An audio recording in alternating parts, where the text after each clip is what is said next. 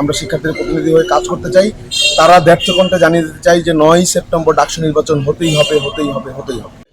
পরবর্তীতে যখন এই পার্টি বের করার সময় আসে, আমরা কিছুদিন আগে পার্টি বের করার সময় হয়ে গিয়েছিল, ডাকসু নির্বাচনের প্রচারণা শুরু করার কারণে এখনো পর্যন্ত পার্টি বের করতে পারিনি। ইনশাল্লাহ ডাকসু নির্বাচনে জিতি অথবা হারি ইলেকশনের পরবর্তী সময়ে পার্টি বের করবো।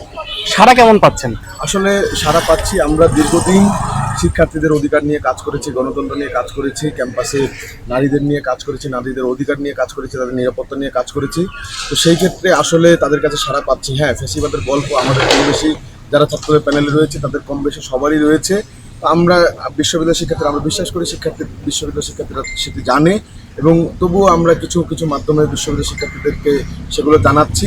আমরা খুব অভূতপূর্ব সাড়া পাচ্ছি এবং আশা করি বিশ্ববিদ্যালয় প্রশাসন যদি আসলে আমাদের সহায়তা করে একটি সুন্দর, অবাধ, নিরপেক্ষ, অংশগ্রহণমূলক নির্বাচন আমরা পেতে যাচ্ছি। আসলে নির্বাচন হবে কি হবে না সেটা নির্ধারণ করবে ঢাকা বিশ্ববিদ্যালয় প্রশাসন এবং ঢাকা বিশ্ববিদ্যালয় শিক্ষার্থীরা।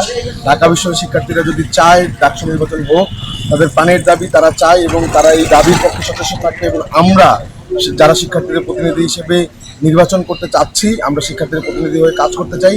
তারা দেড় জানিয়ে দিতে চাই যে 9ই সেপ্টেম্বর ডাকসু নির্বাচন হতেই হবে।